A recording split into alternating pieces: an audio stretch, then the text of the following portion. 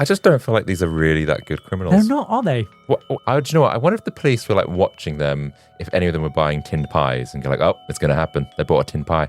Maybe. And then they bust into the house and they're just eating the pie. Yeah. It's like, oh, you're eating it. Why? It's gross. Never mind. Yeah. It's the only reason people buy Bay Benton pies is for bombs. Everyone knows that. Why are you eating it? It's gross.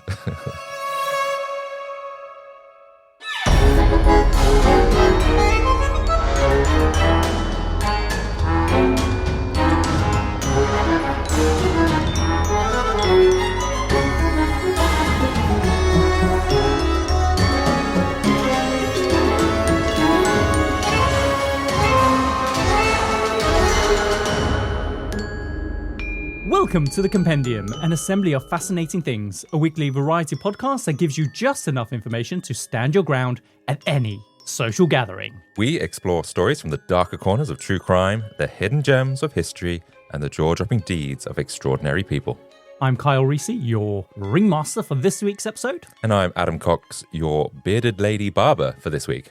Yeah, they need to be groomed, man. Otherwise, because like it's always in the details, isn't it? If you're a little bit scraggly around the edges, this is like an amateur production. Yeah, so I'll do the eyebrows as well. And the back. I'll shave the back and everything. Yeah, she'll look good to go. Sack back and waxing. What?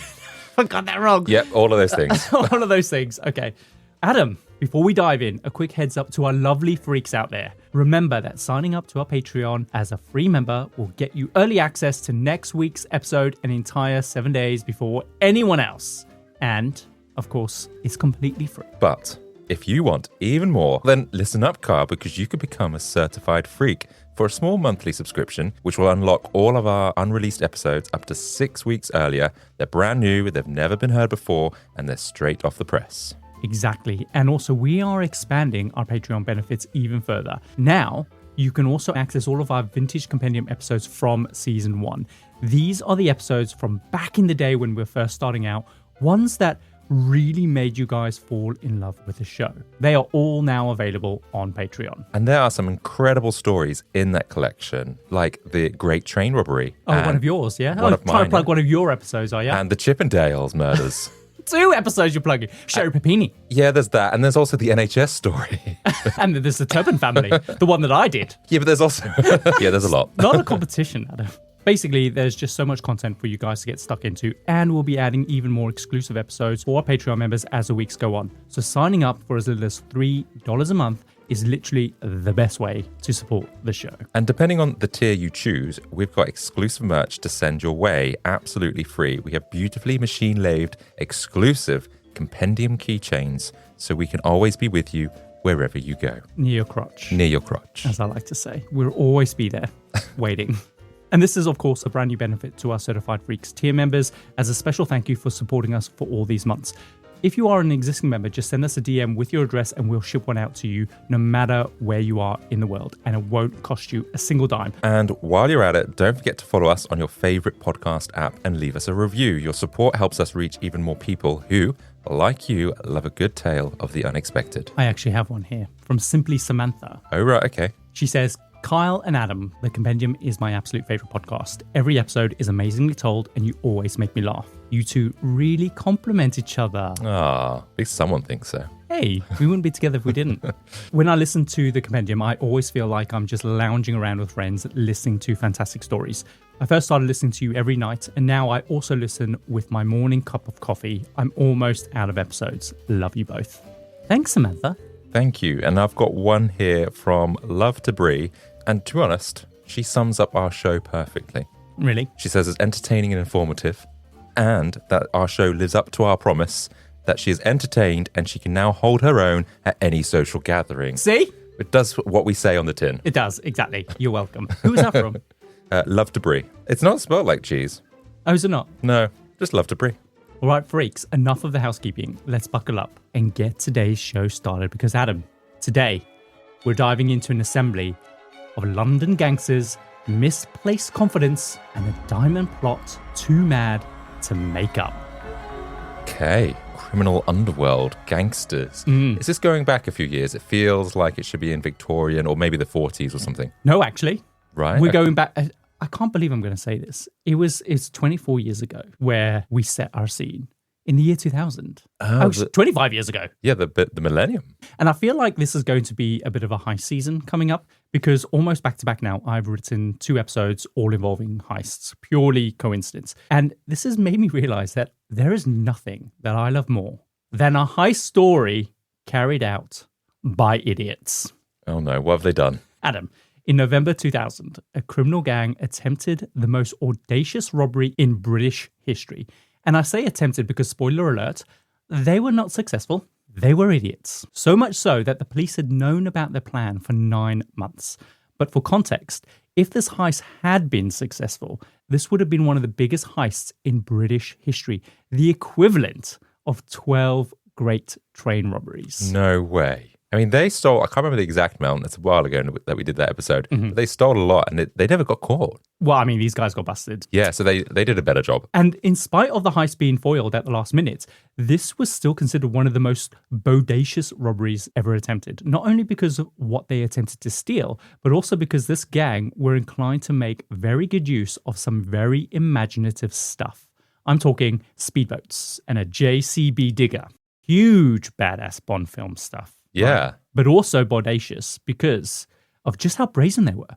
These guys literally didn't care who was watching them. So what were they planning to do? Well, we're going to have to wait and see because in spite of the cops knowing what the gang had been planning for 9 months, this was still not enough for them to guarantee a conviction because as the lead investigator pointed out, he had in the past seen armed robbers that had been busted wearing literal masks, carrying loaded guns and still managed to convince the jury that they were there for another purpose. I can't believe it took 9 months to take them down then. The thing is that they needed to essentially catch the gang red-handed so that there would be no denying what their intentions were. But what were they trying to steal, I hear you ask, Kyle? Yes, that's just what I was about to ask. Well, it's a fascinating question, Adam. Let me tell you. Our would-be thieves were planning on stealing the world's most perfect, most expensive diamond in the world, the De Beers Millennium Star Diamond. Do you know this diamond? I think I've heard about it. It's quite a chunky diamond, right? When it was first discovered in the early 1990s in the Democratic Republic of the Congo, it came in at around about 777 carats as a kind of a rough uncut diamond, making it one of the largest kind of gem quality rough diamonds ever found. But then soon after its discovery, the De Beers Diamond Corporation purchased the diamond where it was then cut into several finished gems. And the star of that set was the Millennium Star. And this is what they called a D-color grade diamond, which basically means it's the highest grade for a colorless diamond that you can possibly get. Both internally and externally, this diamond was flawless. It weighed in at exactly 203 carats, and as a result, it was certified as the world's most perfect diamond in existence, earning a valuation of, do you want to have a guess? 20 million. Try 350 million pounds. Wow, so this is year 2000 money. Mm-hmm. That is, I could do a lot with 350 You could million. do. And this is what they were trying to steal. Well, good. That's the thing. If you're going to steal, make sure it's something, good. So today, Adam, I'm going to be telling you about the most audacious robbery heist in British history. It's a story that features speedboats, JCB diggers, flawless diamonds, and brazen criminal masterminds with Cockney accents and a lot of really weird names. Oh, God, you're going to do an accent, aren't you? I have not prepared any accents.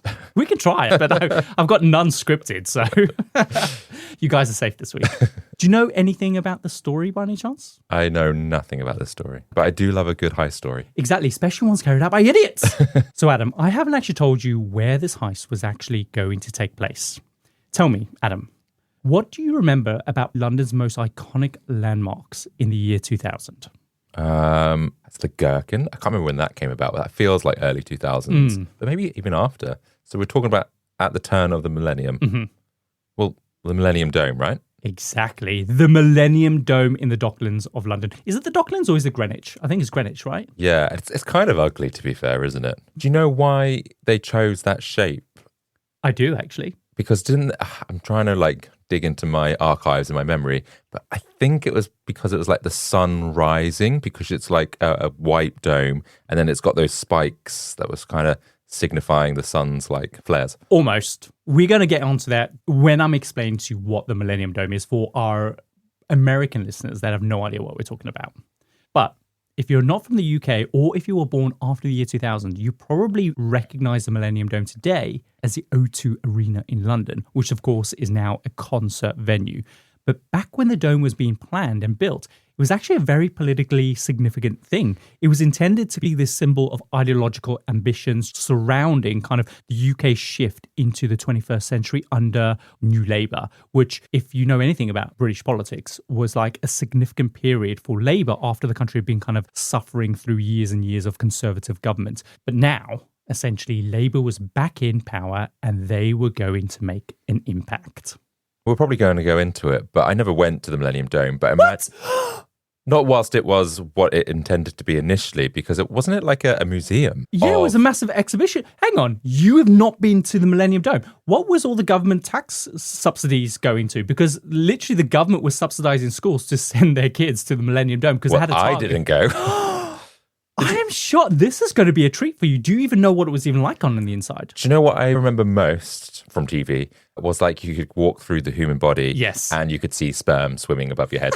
Yes, essentially. That was the star attraction. Yeah. Basically, we have a new Labour government and their goal was to essentially spend in order to invigorate the economy, lift people out of poverty, but also to inspire innovation and modernisation across the country. Even though the Millennium Dome was first proposed under the Conservative government, the new Prime Minister, Tony Blair, positioned the dome as a representation of his kind of cool Britannia agenda. Because you remember when he came along, he was like one of the youngest prime ministers we ever had. He was also wanting to appeal to a younger demographic. So it was all about cool and like the music that he would play at his campaigns, like things can only get better. That was his like campaign slogan, wasn't it? Oh, God. I quite like Tony Blair, actually. I'm not a fan, but let's not go into that. Then we had the whole kind of like weapons of mass destruction stuff and like his connections with kind of George W. Bush. So yeah, I mean, my opinion of him has changed. But at the time, he was extremely popular. And this space, the Millennium Dome, that was already under construction, as the name suggests, was just this enormous shallow rising dome with a diameter of 365 meters, which, of course, symbolized the days of the year. The structure also had 12 kind of yellow steel masts, each like 100 meters tall, jutting out of its roof. And these were meant to represent the hours of the day, or the kind of the clock face, essentially, but also the months of the year. Its roof is made of PTFE coated kind of fiberglass fabric, completely white. So it created this sort of futuristic white canopy that was both lightweight and also durable, but also inside the dome. 80,000 square meters of exhibition and entertainment space, which at the time, believe it or not, made this the largest structure of this kind in the world. Really? I had no idea. No. It doesn't look that big. It's because it doesn't really rise up very high. It's very low and shallow, isn't it? Yeah, and I don't know. I think it's pretty ugly looking. It's not the greatest looking building. But I feel like the people that developed this was all about meaning and stuff like that. Yes, exactly. But then didn't really think about it aesthetically. But of course, the opening of the Millennium Dome coincided with the UK's New Year Millennium celebrations. And for its first year in operation, it was going to host a huge expo that the government were dubbing the Millennium Experience that would run from the 1st of January 2000 right through to December 31st of that same year. And basically, this expo was going to host 14 individual exhibition zones organized into 3 main categories. Basically, it was who we are, what we do, and where we live. And it was a celebration of like British culture and achievement. And each category then explored different aspects of British life through interactive exhibitions, covering like the faith zone, you've got the mind zone, you've got the body zone. And some of them were just huge. Like you could literally ride up escalators and enter into these installations and then go inside and explore, like you just said, the human body and see sperms kind of like swimming all around you and stuff. Yeah. Pretty incredible. And then at the center of the dome was this huge rotunda where the shows would be held. So if you go to the O2 Arena today, that center bit is essentially where the concerts happen. And at the time of the Millennium Experience, it was like a trapeze kind of circus, Olay kind of style show that was happening. And when the dome first opened, it was expected to attract 12 million visitors a year. This is largely the reason why so many kids got to go to the Millennium Dome, because the government were heavily subsidizing kind of tickets across various schools to encourage kind of people to take day trips out to the Millennium Dome to hit that target of 12 million. Do you think they hit that target in the end? I don't think they did. What do you think they got in the end? I reckon they probably got to 4 or 5. 6.5 million. That was going to be my next option. Slightly over half. That's the thing, that this exhibition was only open a year. And I remember, whether we'll get onto that, it was kind of like, so the exhibition's closed. Now what are we going to do with it? Now what? Yeah, exactly. And there was talk of it going to be a theme park, and then eventually it's been turned into the O2. Where, Which I think is a great venue, really. Yeah. I definitely went to the Millennium Experience, and it was cool. In my memory, it's kind of more like a fever dream that happened. Like, did that really happen? Did I really see those things? The thing I remember the most was, of course, the scale and the size of the space, the bustle of people moving through these huge installations. That is the one memory that I have the most about what it felt like to be in there, because it was just so massive. I did hear years later that the Millennium Dome actually had one of the largest kind of single printed images on the planet. And I think it was just like a giant image of like St. James's Park, the highest resolution image that had ever been created at that point in history. And apparently when they installed it, they stepped back to admire their work, and they noticed very clearly a naked old man sunbathing in the park. So Really? to take the whole thing down, send it off to get reprinted, and then send it back at the cost of hundreds of thousands of dollars. Could they not just, I don't know, put like a sticker over it? Exactly. As this is the time before, you could easily airbrush. But one of the zones at the Millennium Experience was what they called the Money Zone, which had the walls and floor of the entrance covered in £1 million in cash. And at the center of the Money Zone was its star attraction, and that was the Millennium Star Diamond. Wow. That sounds really elaborate to have the entrance to this. Covered in $1 million or £1 million. You couldn't quite reach out. I think it was like underneath perspex or glass or something like that, kind of bulletproof. So you couldn't just like smash down and grab some. Yeah, but it almost feels like a waste of money. But then I guess it's kind of they're impressive. Going to take the money out later. It's not embedded in there in resin, and that's it. It's not earning any interest there, is it, Cam? No, it's not. And so the Millennium Star, as we've already discussed, was the most perfect diamond in existence, where people could come along, they could admire it, and it was kind of displayed behind bomb-proof display cabinets. And this is where a heist is actually going to take place, Adam, on the 7th of November, 2000.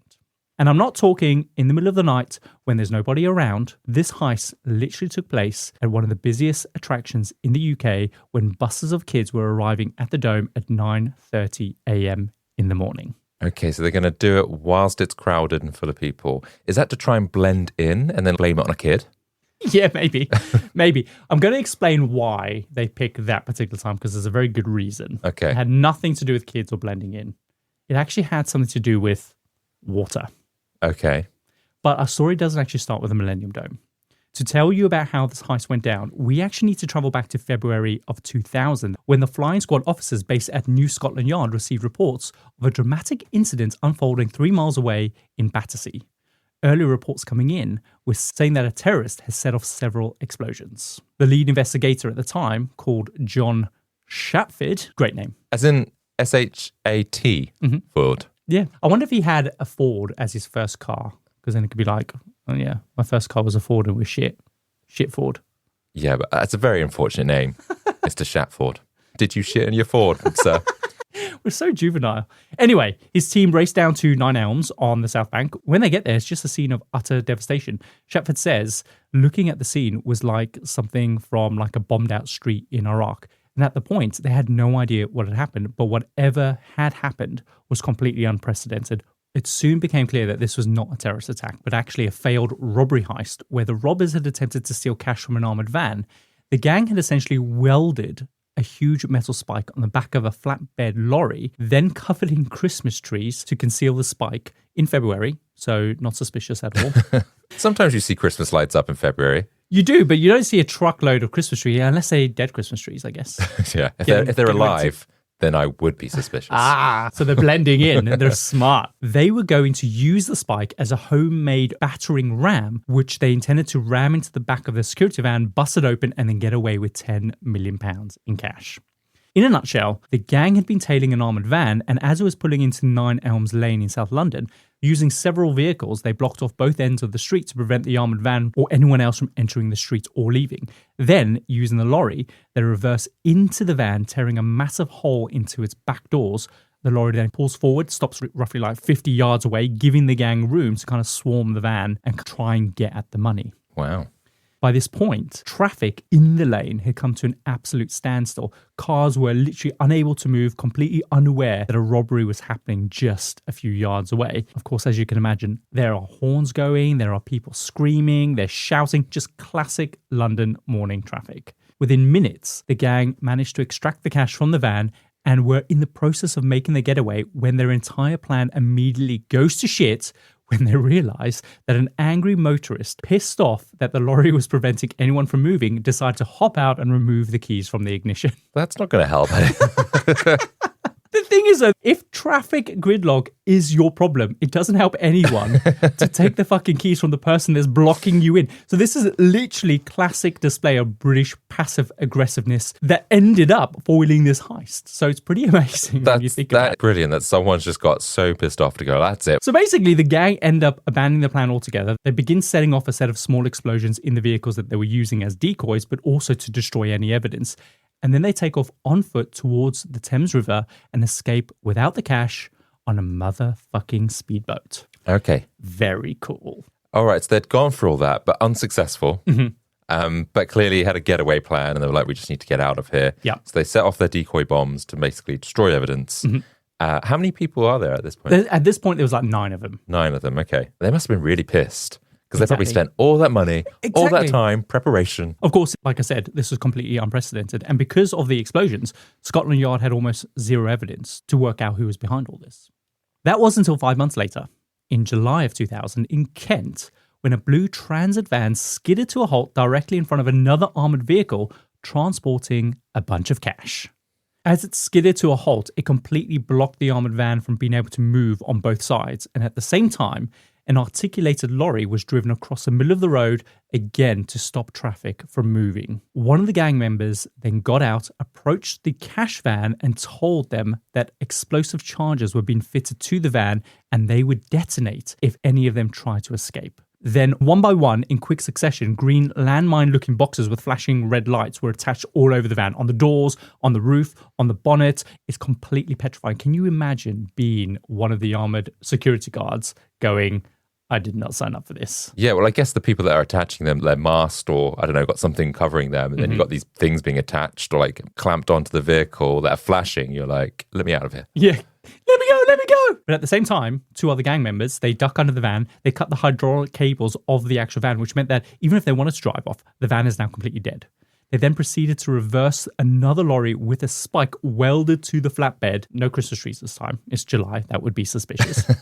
And then they pierce basically a huge hole inside the van, but it's not big enough, so they kind of like have to keep going at it to make the hole bigger. Right. Meanwhile, dozens of calls from onlookers started coming through to the Kent police. Remember, this is in the middle of rush hour, so there are literally witnesses everywhere. I imagine, though, that the robbers are like, don't worry, we'll work at the bank, it's fine, carry on. Don't call the police. Why'd they keep doing this in rush hour? I know, what is wrong with them? I guess they had no choice, they had to work around this van that they were tailing. Sure. Right? What happens if, like, someone from the public starts to come in, like, look, I'm going to take those keys, and are they going to be like, no, you stay back? They probably learned their lesson by now. But it didn't matter that these calls were coming in, because in that moment, a police car just so happens to be passing by while all of this was taking place. And of course, the police turn on their lights, their sirens, and the gang then fire at the police a dozen or so shots, trying to buy themselves a little bit more time while they try and get the cash.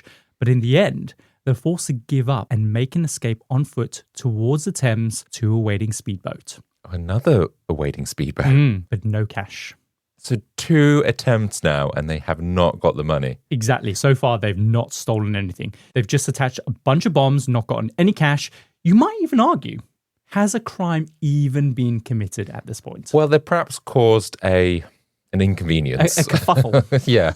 And they have shot at police. Oh, that's true. So I think they have committed a crime. Is that a crime? I believe it is. But the thing is, though, this is the second attempt. Police now must be looking into these people whilst they're not gotten away with anything. Well, they've not set off any explosions. Yeah. And the reason why they didn't have anything on the first heist is because they blew up all the vehicles that they were using, destroying a lot of the evidence. Right. This time, all the vehicles are still there. And they've left some evidence. So this is going to help the police find out who they are, right? So basically, the bomb squad are immediately brought in to disarm the bombs dotted around the van, only to discover that the bombs were, in fact, Frey Bentos tinned steak and kidney pies. Basically, they had painted them green, stuck a bunch of lights on them, and basically for our American listeners, yes, tin pies are actually a thing here in Britain. You can literally buy them in a tin. Have you ever had one? No, I would never eat one. They look pretty damn good. No. Do you think they'll come out all soggy? I just don't understand how that's going to crisp up, and it's just not going to be good. How do you cook them? Do you cook them in the tin? Do you take the lid off and then cook them, or do you cook them in the whole tin with it still the can on it? Well, no, you wouldn't do that. I assume there's like a ring pull. You pull that off, and then you turn it upside down, stick it into the oven, and actually, you might not need to, because it's like the can will probably be like a baking tray for you. That might crisp up the bottom, right? Maybe. I think we should try one. I see them all the time in Tesco. I have gone 37 years without having one of them. I'm not ready to do that yet. Adam, as part of British culture, like, we need to try one. But basically, yeah, they were not bombs. They were not landmines. They were pies. With flashing lights. So now, for the cops, there's no doubt that this was, of course, the same gang that had been involved in the first attempt of the armoured heist a few months back. They both used bombs, albeit these ones were pies. They both used speedboats. And, of course, they both used a similar ramming spike wielded to the back of a lorry. Mm. But the biggest clue that this was the same gang was the fact that the ramming spike had been etched with the words Gertie. So that's basically the name of the spike. They'd given it a name, Gertie, right. Very British name. But then just below it were the words persistent, aren't we? So they obviously want to leave a calling card, but I feel like you should do that if you're successful. Yeah, you're just idiots. It's a little bit premature. And I mean, this is just awesome. It's just so classically Cockney London gangster. It's basically straight out of a Guy Ritchie movie. Yeah, like Snatch or Lock, Stock. 100%. So hours after the attempted heist, the media start reporting on the story. This is when a low-level officer who'd been paging through the newspapers recognizes the flatbed lorry that had the kind of the spike that the gang were using. He'd basically been previously investigating reports of stolen vehicles that were being stored at an isolated small farm called Tong Farm. And this was, without a doubt, one of those same vehicles that he had spotted. Mm-hmm. So he reports his findings, and because the farm was already under surveillance, all the cops needed to do was just increase the existing surveillance around the farm.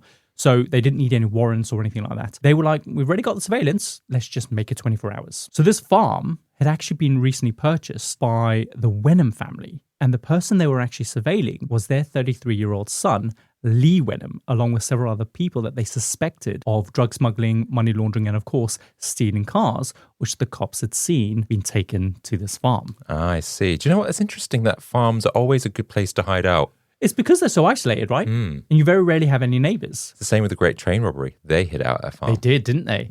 But of course, at this moment, the police do not act. They know that if this gang had already invested this much effort into planning two heists only for them both to fail, then the gang were probably going to strike again at some point. Yeah, you'd think like they're not going to give up. No.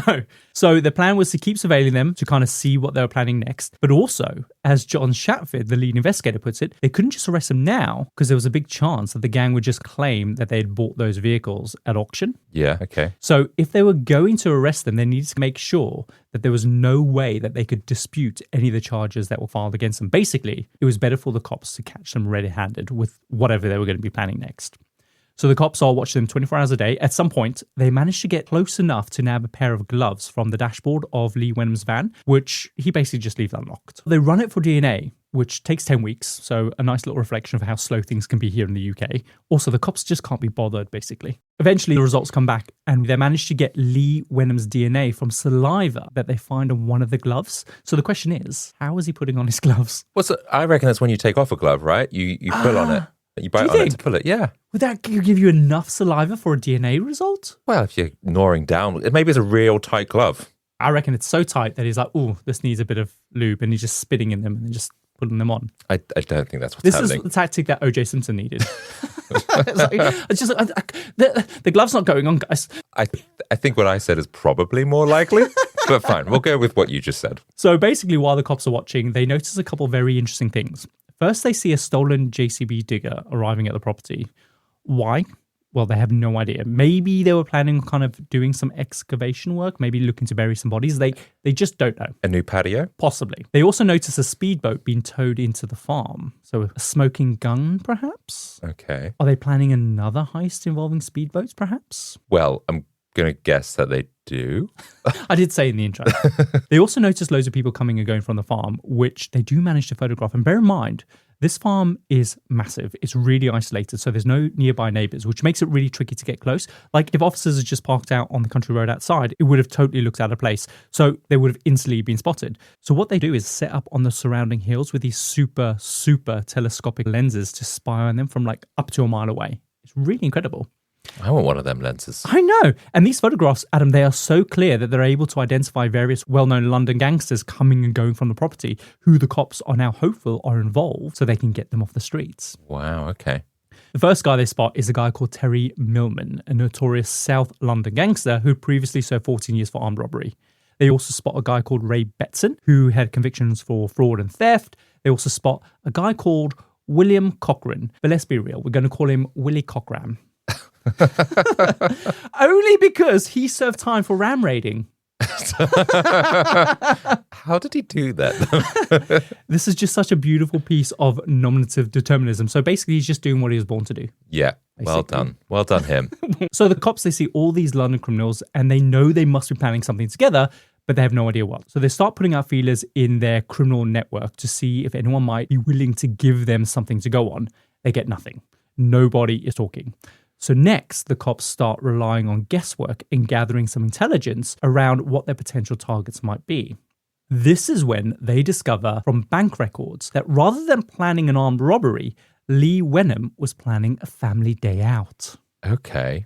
They can't quite work out where he's going, only that the purchase was made through an attraction provider like London Days Out. All they know is that the ticket costs him £58, so they look around at the different London attractions that offer family tickets for that exact amount, and only one result comes back. The Millennium Dome. It's the Millennium Dome. Interesting. So to the cops, this looks really odd. Why was he going to the dome? Until someone jokingly suggests that maybe he was going to try and steal the Millennium Diamond. Okay. So he's going there to, I guess, scout out? I reckon so, yes. And is he actually taking any children, or is it just him that's going? He does take a kid. Basically, does yes. he know the child? I don't think he does. He takes in my research, it's not clear whether or not it's his. So I don't know if he's paid them or they're like family friends or whatnot. But basically, it's his way of blending in. So the cops, they reckon it's worth investigating. They contact the Millennium Dome with a cover story that they were looking for drug dealers, which allows them access to the Dome CCTV control room. On the day of the visit, the cops are watching closely. They also have cops in plain clothes pretending to be Dome employees. Lee arrives with a woman and a child. Again, we don't know who they are. And the first thing he does is he checks one of the security gates at the dome. He kind of sort of shakes it a little bit. He tries to get through it, tries to pick the lock maybe. That's weird. I don't think I've ever seen anyone shake the security gates. No, he's probably thinking, oh, is this an exhibition? Oh no, it's not. I thought this was the security zone. Yeah, that's weird. But okay, fair enough. That looks. It's vicious behaviour, right? Yeah. The cops then watch as he visits the money zone, and in particular, the Diamond Vault where the Millennium Star is being displayed. And he's there for ages. He's looking around, and throughout the day, he revisits that vault a total of 3 times, just going back and forth, looking at the kind of the money on the floor, going, oh, £1 million that is it? Mm-hmm. Oh, okay. Drawing a map kind of thing. I was going to say, he must be like either memorizing stuff or is he taking down notes? He's not taking down notes. But I imagine if he could, he'd be like drawing maps and all sorts. Surely he could like take a few photos and stuff like that, then make it look. So. But this is 2000 with phones like readily available with cameras. I guess you could take like a disposable camera or something. Or a digital camera. Yeah, I guess so. Yeah. Probably not as good quality, but still, some photos are better than no photos. Exactly. And so in that moment, the cops are confident that the gang is going to try and steal this diamond. And because the Millennium Dome is right on the water, they also figure they're going to make their escape by speedboat. Yeah, do you know what? If I was in their gang, I was just thinking, do you know what? We've done 2 failed attempts. Mm-hmm. We probably shouldn't use the boat again. Probably should think of something else. The boat's been successful every time we're getting them away. It has, but come on. I think the problem is targeting in London traffic. I think that's the problem, right? Anyway, now all the cops need to do is plan a response around this potential threat to the Millennium Diamond. Okay. So Adam, I think this is a great time for us to take a quick break. And when we get back, I'm going to tell you how this all goes down. All right. Can't wait. Sick of going on dates with the one only to find out later they're really in it just for fun? If you're single and ready to mingle but tired of swiping right on catfish, then you need truthfinder.com. Truthfinder confidentially searches millions of public records and gives you background reports with criminal and traffic history, divorce info, age, previous bankruptcies, and more. See what you can find with just a name, phone number, or email. Go to truthfinder.com/dating today to uncover who they really are.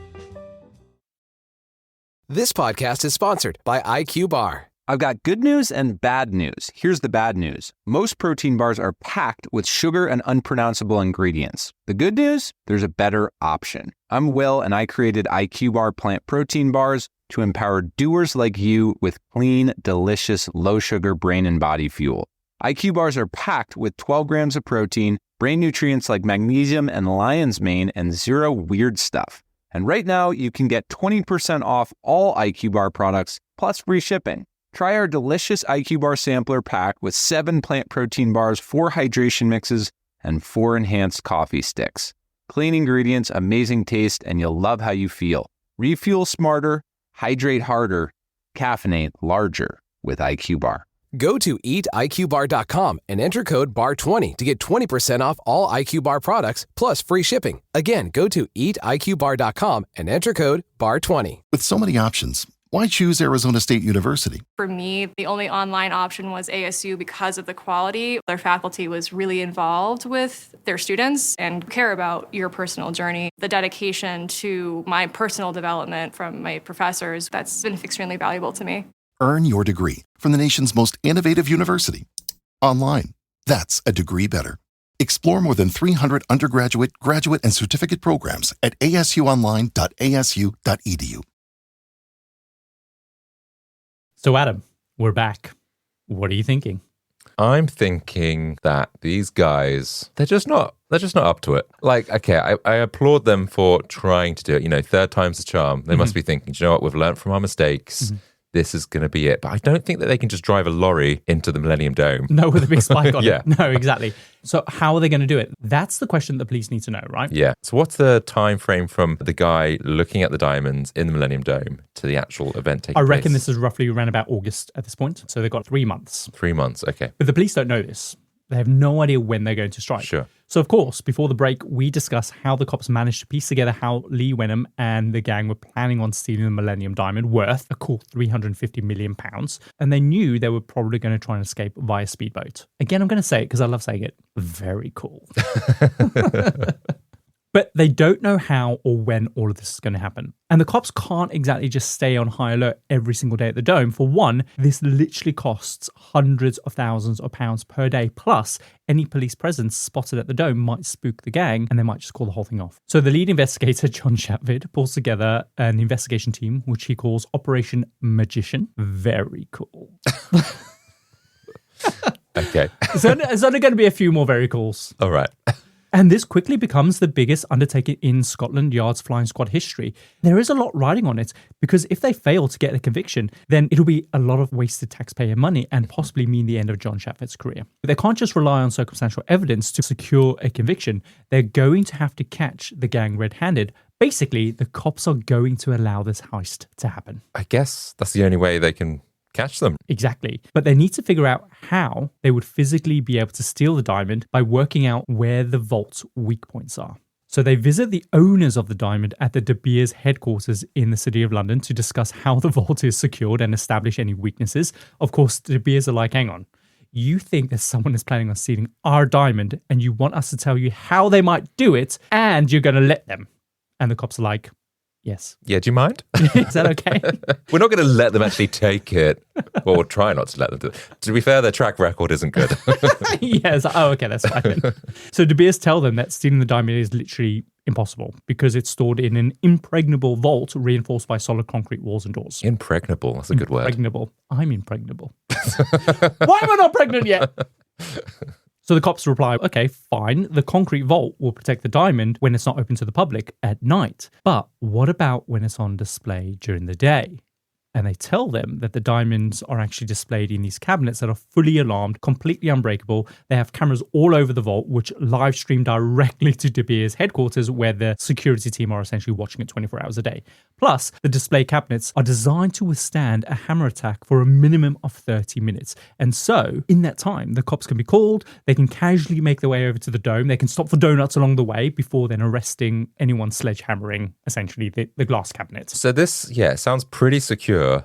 Like, they're not going to be able to get into this easily in the middle of the day whilst there's a crowd around. So the cops are like, okay, a raid on the vault is probably unlikely then. How else might they be able to steal the diamond? And De Beers are like, possibly during transit? Okay, because that's what they've tried before while something is on the move. So are they expecting, or do the robbers know when the diamond is going to be on the move? De Beers tells them that the diamond is actually scheduled to be transported to Tokyo in a few weeks. And if what they were saying was true, then this would probably be the time that they would strike. Okay, and so the robbers are going to know this. They've either got someone on the inside. Ooh, interesting. Because, yeah, how do they know that? So John Shafford and the flying squad, they scramble to put together an ambush. Basically, they set up surveillance along the river because they know that speedboats are the likely getaway. And to be safe, they also set up surveillance along the transit route to the De Beers kind of headquarters.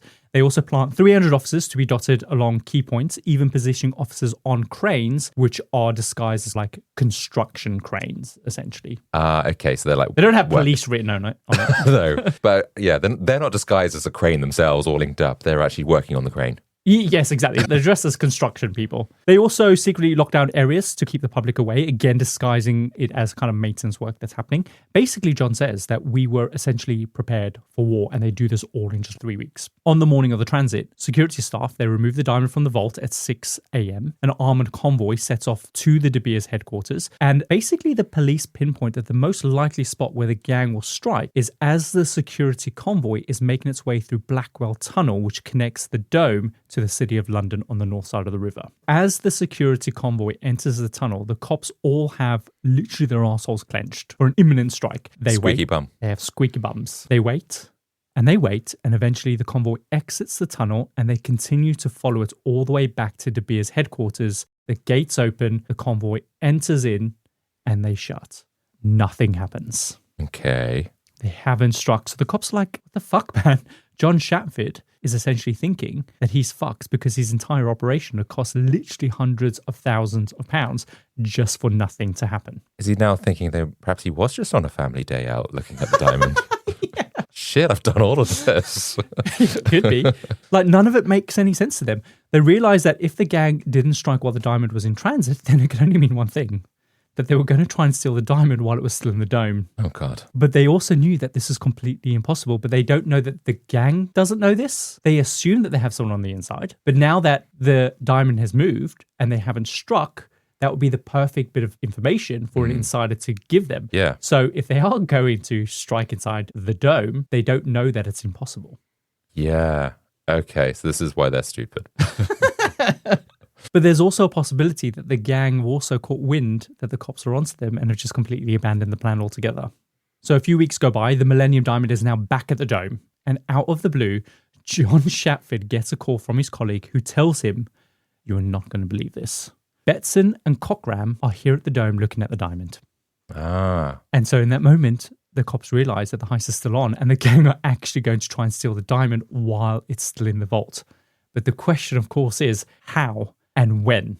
But I guess they don't know it's impregnable, so maybe they have got a really good plan that no one's ever thought of. Well, I mean, De Beers aren't really that confident. They're like, oh, all right, boomers, let's see how that goes. They just don't give a shit. They're like, okay, let them try. Yeah, good luck.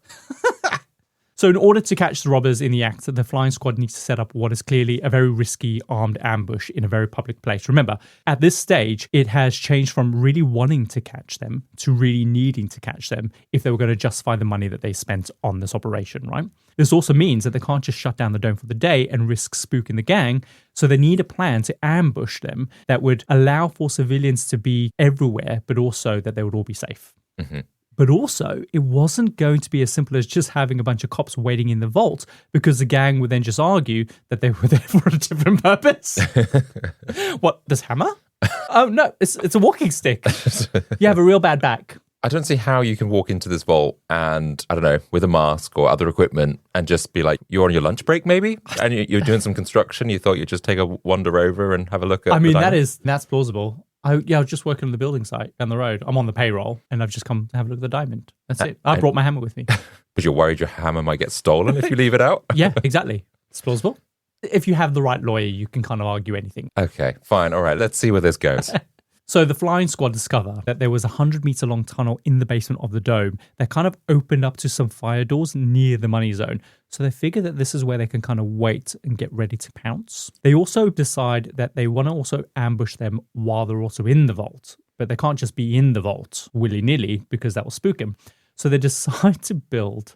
And this is testament, by the way, to how much time they actually had to plan this whole thing. They literally had time to build an entire wall inside the vault, which is so funny to me because I imagine it doesn't go all the way to the bottom. So like a fake wall. Yes, you can see the cops' feet just poking out and they're kind of giggling. I don't understand how that would have looked, but okay, so there's almost like a secret room that they've created where they're going to hide out. Exactly. Inside, space for like 20 officers to kind of hide behind. This feels very elaborate. It's very elaborate. Meanwhile, with all the increased security still on the gang, the cops get solid confirmation that they were definitely going to make an escape on speedboat. Basically, they watch them practicing their getaway, but the gang start to realize that the speedboat really struggles to maneuver itself in more shallow water. So they recruit another member to help them acquire a new boat. This guy is called Terry Millman, who the cops follow to a boat dealer, and they see him paying £3,700 cash for a new one to be delivered to Tong Farm. When the cops get a copy of the receipt, they notice that he signs for it under the name Terry Diamond. Why? It's like... Just for fun, like, oh, they'll never know. They'll never know. What an idiot. Yeah. What an absolute cocky fuckwit. I guess they just thought, no, this is it. This is our big break. No one's going to be able to... Let's commemorate it by like literally putting our plan on the receipt. Dumbass. So the cops are confident of their escape plan, but they don't know where they're going to arrive or how. They did see the gang testing a JCB Digger, but they can't quite work out how it's going to be used during the heist because, like, it's not particularly fast, right? So you can't exactly ride it either through London without drawing attention to yourself during rush hour. I feel like they're going to use that to break into the actual diamond vault, but I don't see how they're going to get it in there unless they're going to somehow cut a hole in the Millennium Dome and drive it through. Possibly. So the cops have to now work out when they would strike. The only thing that they knew for certain was that it would be within the next 3 months because the Millennium experience at the Dome was due to end at the end of the year. So they had to kind of strike before the diamond kind of went back to De Beers. But then the cops discover that every time the gang visited the Dome, it always coincided when the Thames tide was at its highest. Mm-hmm. They work out that when the tide is at its highest, there's only a few spots in the area where a boat could logistically park up within a reasonably accessible kind of getaway distance. And even then, at best, they only had like a 30-minute window before the tide subsides. Mm-hmm. They could basically calculate that the next high tide was due at 9:30 a.m. on Monday, the 6th of November, which was perfect for both the gang and the cops because the diamond would already be on display to the public, but also there wouldn't be that many people around in the morning, meaning they could keep the risk low to the public. So far, all we know is that the 6th of November looks like the most likely date because that's when the tide is high and it's going to be in the morning. There's a potential 30-minute window that they've got where they can drive their boat up close to the Millennium Dome. Mm-hmm. But how they're going to get it out, we don't know. We just know that all they have is a new boat. Yeah, exactly. So at 2 a.m. on the 6th of November, John Shatford deploys his units. He smuggles hundreds of armed officers in furniture lorries and catering vans. Some officers are pretending to be employees at the Dome, literally hiding their weapons in rubbish bags and mop buckets. One cop has hers in a fanny pack, pretending to be a guide. A little kid comes up to her. Excuse me, where's the toilet? And she's, get away, kid. Get away. Blow my cover. At 6:50 a.m., they receive a report that the JCB Digger has been spotted leaving the hideout near a coal yard not too far away. And so they're like, this is it. They are actually coming to the Millennium Dome in a digger. And they drive at like 20 miles an hour? 20 miles an hour, exactly. And so as the police wait, a report comes in that there is an accident just outside the Dome, which has caused a massive traffic jam. And because the cops are called to the scene, the robbers get spooked. And so the JCB Digger turns around, pisses off, and they withdraw the boat. Oh, so they're not going to do it. Called it off. They've called it off. So another setback. So basically, they start looking at the tide maps again, and they notice that actually tomorrow's tide is only slightly lower than what it is today. So they think that this could potentially be another chance for them to strike.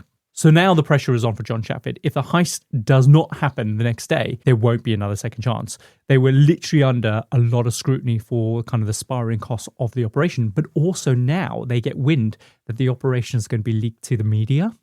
How do they think that? Someone's found out. and they're about to tell the world. So if it doesn't happen tomorrow and the news gets back to Lee Wenham and the gang, then the entire operation will essentially be for nothing. God, all that time. Because you said it was like 300 policemen at one point, all on this. When they could have been like, I don't know, solving other crimes and stuff like that. They're trying to solve a potential crime. Getting cats out of trees. Yeah. Yeah. Helping old ladies cross the road. Hello, hello, hello. You said you weren't doing accents. So the next morning, again at 2 a.m., officers are deployed once more. They're all hiding out in their cubby holes behind kind of this makeshift wall in the corridor underneath the dome. Again, a lot of them are disguised as dome employees. Reports come in that the JCB Digger is on the move again. The police also spot a speedboat that's falling into position on the far side of the Thames. Eventually, 9:29 a.m. rolls around and the first tourists start arriving inside of the dome. Finally, at this time, the JCB, traveling at 20 miles an hour, starts making an approach towards the dome very slowly. It kind of sort of leaves the road and then drives over some gravel pits adjacent to the dome. So it's making its approach. Okay. In that second, at the same time, a coachload of children have now entered into the dome and they're making a beeline for the money zone. So it's a cop's worst nightmare scenario. Basically, the cops have to kind of shoo them away. From the money zone. From the money zone. They're like, get out of here. Yeah, so they don't obviously want any kids hurt because that's going to be terrible. Thankfully, it does kind of work. They manage to get the kids out of the way, so crisis is averted. But then at 9:33 a.m., watching on CCTV, the JCB plows slowly into kind of a reinforced concrete barrier to kind of just shift it out the way really slowly. And then once through, it speeds up the concourse and crashes right through the dome security gate before then speeding at 35 miles an hour. Speeding. And crashes right through the side of the dome. I wondered if they were going to do this, but they managed to get their way in by, just like, did they break down doors and just... No, it's all fabric, isn't it? It's that fiberglass fabric. So they just break right through that. Right through that. Shit, okay. Meanwhile, the speedboat leaves its moorings on the north side of the Thames and it starts making its way to its position on the south bank to be the getaway. The JCB then starts making its way through the dome. Visitors are like, what the fuck is this, an exhibition? Imagine like kids like going, ah! Or I wouldn't be like that. I'd be like, yay, JCB! Every kid's fantasy. Yeah, or do they think it's like some kind of weird parade? I don't know. How many people do you think is in the JCB? Well, there's only room for like one or two people, Exactly, max. there's 4 of them stuffed in here. That would look a bit odd. It's like, the car park, you've gone too far. Turn around. So eventually the JCB parks right outside the vault near the money zone. The said gang, they literally look like terrorists. They've got masks on, they're wearing these breathing apparatuses. And at first it looks odd, but it's for a very practical reason because they start detonating smoke bombs all around the JCB. So there's smoke everywhere. Amid all the confusion, 2 of the gang members, they run into the vault. Tim Thorne, who is the director of De Beers, who has a live stream of the diamond in his office at De Beers, just come in, sat down with his cup of coffee. It's 9:30 in the morning, and he is totally freaking out. He did not believe for a second that this is actually going to happen. Wow. He's freaking out. The gang are equipped with sledgehammers and what looks like nail guns. Okay. And at first, Robert Adams, he's recruiter, like literally the last minute, hence why we haven't mentioned him. He starts going at the cabinet with the Millennium Diamond in it with the sledgehammer and he's smashing at the glass. The glass shatters, but it's still very much intact. It's not going to break. It is solid. So they must have been practicing this for a while, like breaking glass, hence why they've got a nail gun. They must have found it could have worked. Yeah, they might have tested this, yeah. So once they've kind of like shattered the glass, but it's still intact, Robert steps aside and Cockram starts ramming dozens of 6-inch nails into the shattered glass within like 60 seconds. Right. And they make a considerable hole inside the side of the display cabinet. Ah, so it is almost impregnable. Yeah, within seconds, Adam. And this De Beers guy is like, yeah, they'll be sledging away there for 30 minutes. It'll be fine. We'll get some donuts. Yeah, interesting. Then John Shafford gives the signal. Outside the vault, the guy throwing smoke bombs is swarmed by officers. He's pinned to the ground. Ray Betson is still in the JCB. He instantly puts his hands up and he's like, it's all right, mate, I work here. I work here. I think, one, you've teared a hole in the building. You're going to have to fix that, mate. Yeah. It's just brilliant. It's worth a try. If you don't know that the cops have been tracking you for months, here you are. It's worth a fucking try, right? And they're like, oh, sorry. My mistake. We're looking for some robbers. Inside the vault, behind this makeshift wall, 20 officers descend on Cockram and Adams, and they are just tackled to the ground and they're immediately arrested. Meanwhile, the police in speedboats, they're hiding near kind of the dome's private kind of dock on the river. Their plan is to let the gang speedboat sneak up on them, so they're kind of waiting for it to just come around the bend. The last thing that the cops want is a gunfight between two boats, because the cops know that they cannot safely fire back, especially in London when it's really busy at like 9:30 in the morning. So the boat comes round the bend and they see like 40 officers, and the driver's just like, oh no. And he just gives up. No resistance whatsoever. Could he not just gone like, oh, let's just turn, do a Yui and be like, I'm just wrong direction, sorry. Didn't see you guys there. But he doesn't resist at all. Adam, what is wild is that in the interest of public safety, the police can't risk anyone getting injured. So they have to literally account for every single conceivable scenario. Of course, that means that this operation is super expensive, involving tons and hundreds of officers just to account for every scenario. Oh, okay, they've not done this, they've done this instead. Yeah. Okay, we've got that ready and lined up over here with these bunch of guys.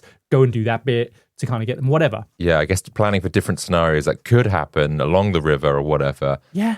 Yeah. But yet, at the end of all this, all the cops do is just go up and go, hello, hello, hello. What's going on here? And they just put their hands up and they just give up. You'd have thought they would have tried to speed away at least like once. Like, no, fair enough, don't find any guns, just get away. They're just so bewildered that the It's like, how did they know? How? We thought of everything. But if I was an officer there, and this was being pegged as one of the biggest heist busts in like British history, planning all sorts of contingencies like barrel rolls and shooting kind of your police rifle behind a like helicopters and everything. Exactly. Only to be disappointed in the end where you just go, it's a police, and then hands up, and then they just give up. You sure? Like, you don't want like a little bit of a chase? Do you not want to make the news? So I'm not going to lie to you guys. I'm really disappointed. I was really hoping for a high-speed chase here. And the baddies are like, I mean, we could do this again. Yeah. Is that all right?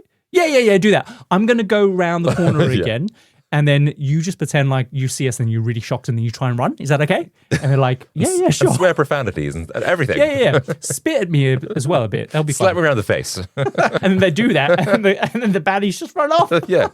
Damn it. I'm in so much trouble.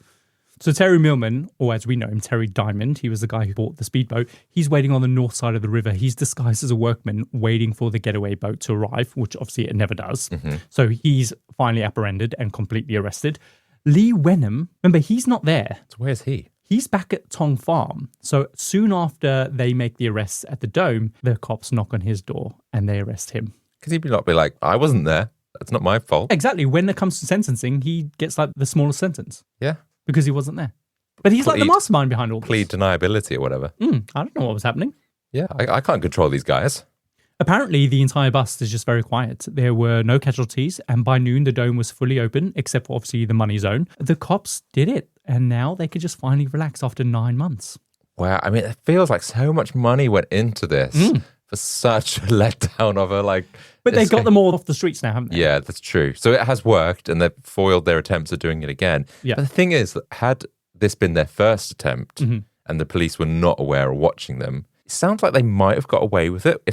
Could they have broke into that glass? Because it sounds like they were making some good attempts at it. They could have gotten away with it. Yeah. If the police didn't know. Because otherwise, there's like, how can 5 or 10 guys go up against 300 policemen? So the fact that they managed to drive a digger straight into the dome and up to the thing and everything else that they were able to do. But Adam, at the same time, the police also allowed that to happen.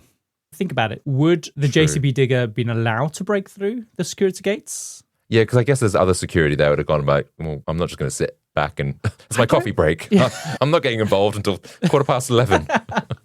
It's a good question. I don't know whether or not the police deliberately lifted up some of the measures in place to prevent some of these things from happening in order to allow this to happen so they could be busted. I don't know. Possibly, yeah. But then I do wonder, I feel like they could have got at least into the speedboat or a bit further along. Mm-hmm. They might have got apprehended, but I feel like they could have done a better job.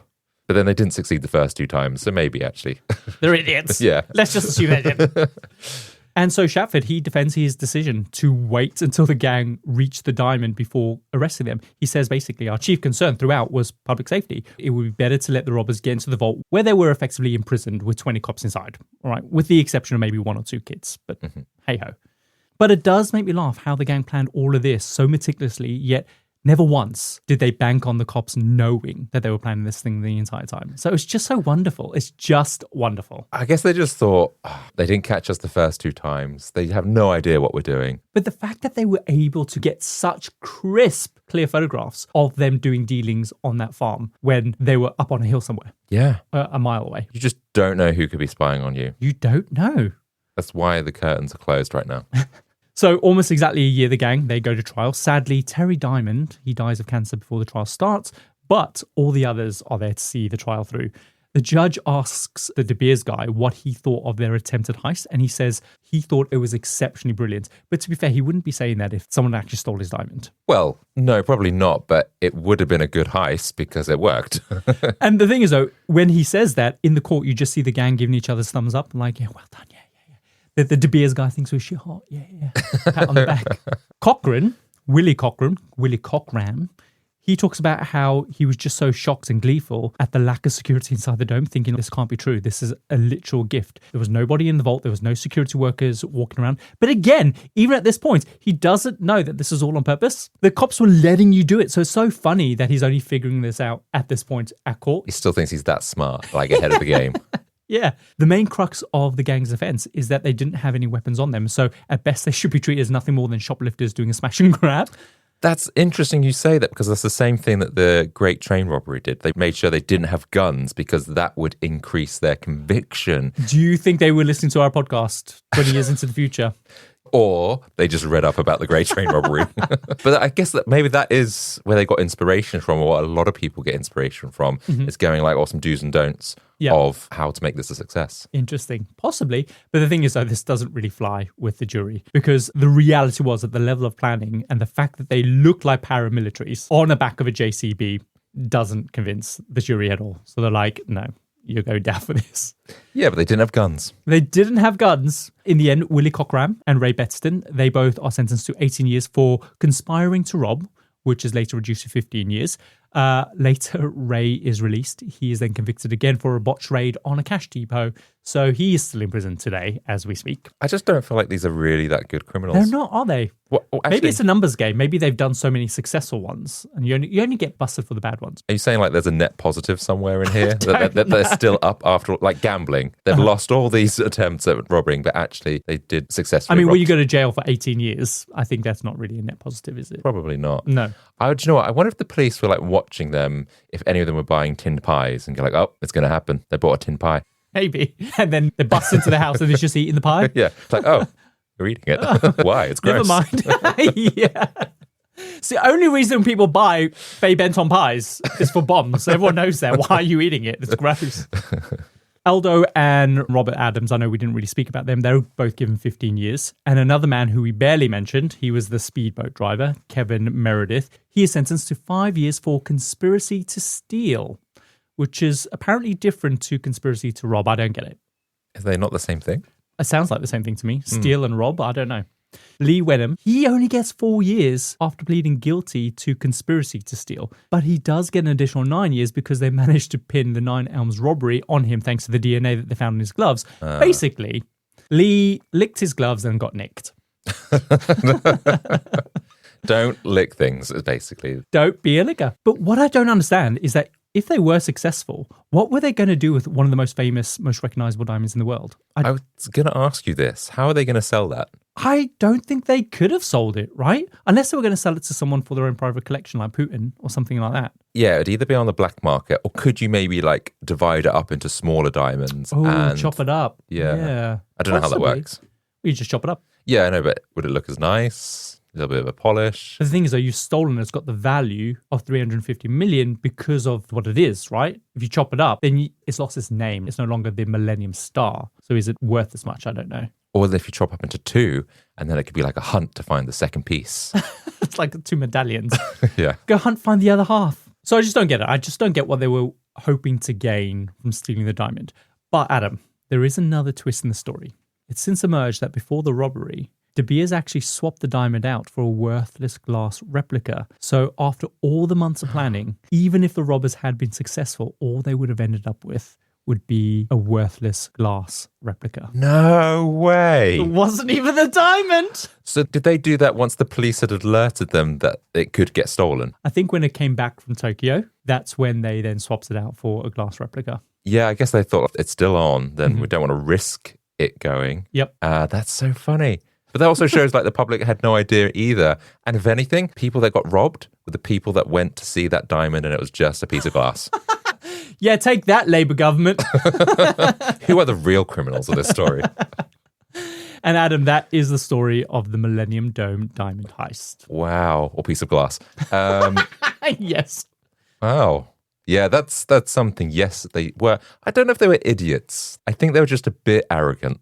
Cocky. Yeah, cocky. Classic London gangsters. Because I feel like they did a lot of things right. They just didn't do that last bit, the actual stealing bit. I mean, yeah, 3 times. They've never been able to do that right. You're the worst robbers ever. If you guys want to know more about the story, we've dropped a few resources in the show notes. Also, on the 16th of April, and I think that's like literally the day after this episode goes out, The Diamond Heist is dropping on Netflix. And I had no idea that this was the case until after I pulled the details together for this reco. But it's directed by Jesse Vile, but also executive produced by Guy Ritchie himself. Oh, no way. Yeah, so he was literally born to do this. Yeah. Wow. If anyone's going to do it, It's Guy Ritchie, right? Yeah. Exactly. It's got his name written all over it. Just like Willie Cockram was born to Ram Raid. I feel bad. We're taking the mick out of a couple of these people's names. I can do that because I have my name taking the piss out of me. What do you mean? People take the piss out of my name all the time, especially now that we're a couple. They call me Greasy Risi Cox.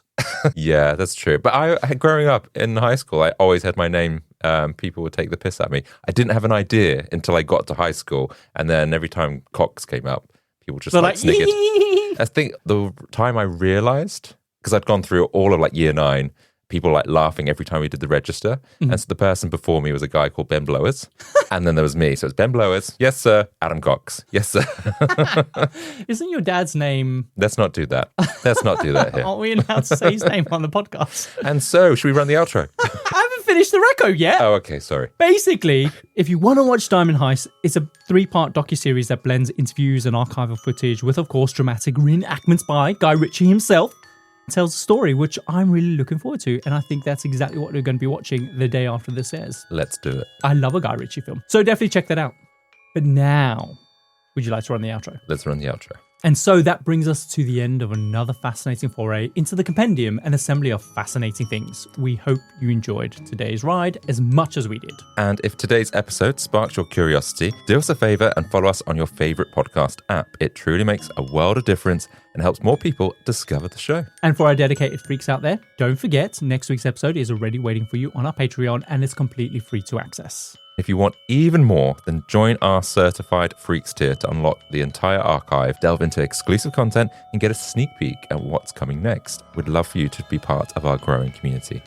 We drop new episodes every Tuesday, and until then, remember, when your brilliant diamond heist hinges on a bloke called Cockram, you're probably already lost. See you next time. See ya.